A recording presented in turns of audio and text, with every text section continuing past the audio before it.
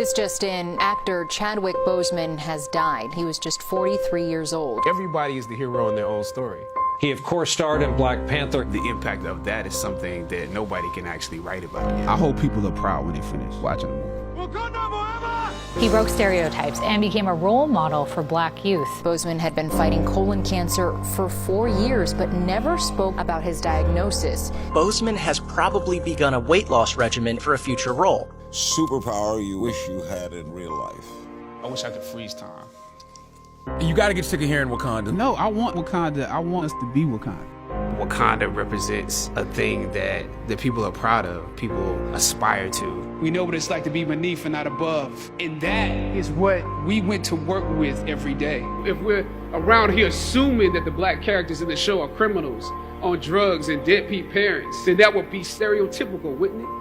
He slid my resume back in his desk and said, "We'll be watching you."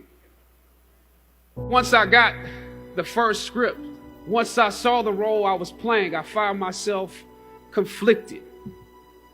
The role wasn't necessarily stereotypical.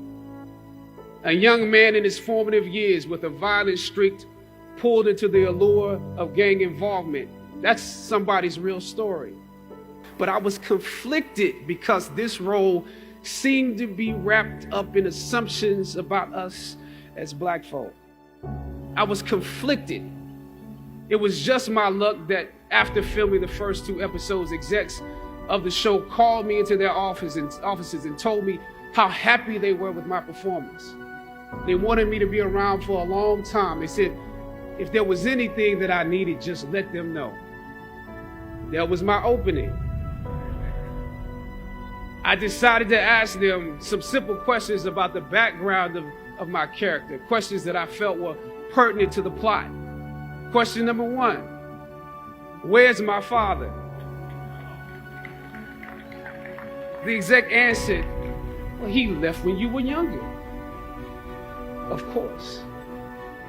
Question number 2, in this script it alluded to my mother not being equipped to operate as a good parent. So why exactly would my little brother and I have to go into foster care? Matter of factly, he answered, well, of course, she's on heroin. That could be real, I guess.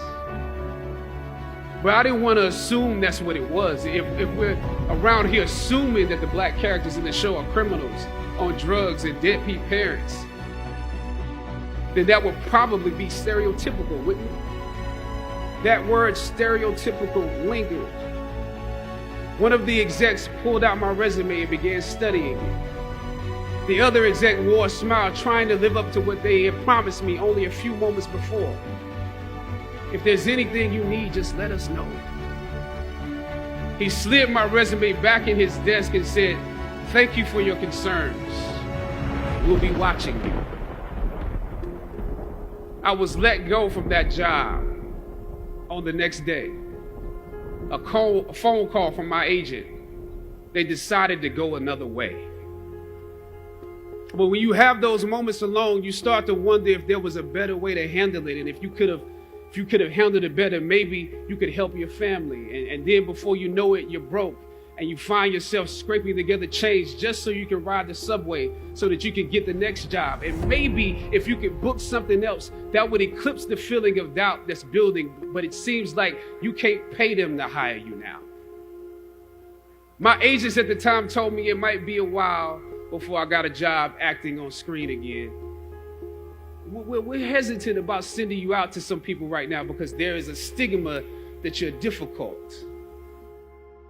We all know what it's like to be told that there is not a place for you to be featured, yet you are young, gifted, and black.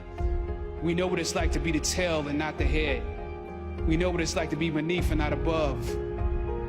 And that is what we went to work with every day because we knew that we had something special that we wanted to give the world, that we could be full human beings in the roles that we were playing, that we could create a world that exemplified a world that we wanted to see.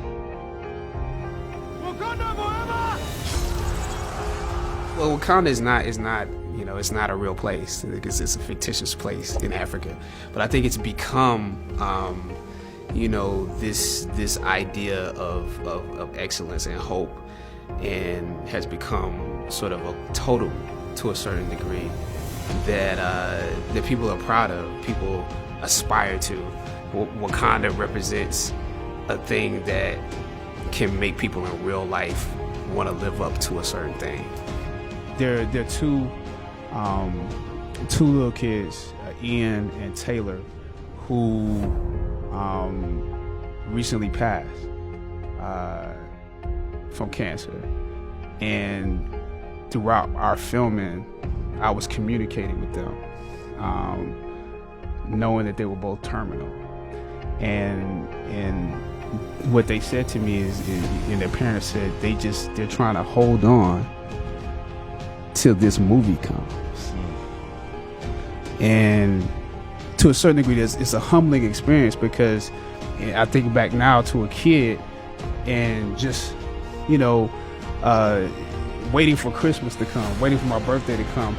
I did live life waiting for those moments. And so it put me back in the mind of being a kid. And when I found out that they,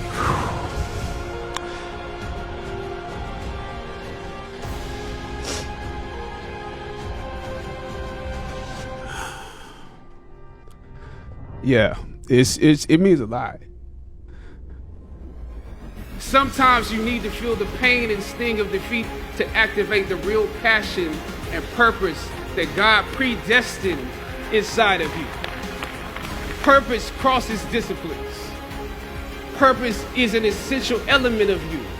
It is the reason you are on the planet at this particular time in history. Your very existence is wrapped up in the things you are here to fulfill. Whatever you choose for a career path, remember the struggles along the way are only meant to shape you for your purpose. I don't know what your future is, but if you are willing to take the harder way, the more complicated one, the one with more failures at first than successes, the one that has ultimately proven to have more meaning, more victory, more glory, then you will not regret it.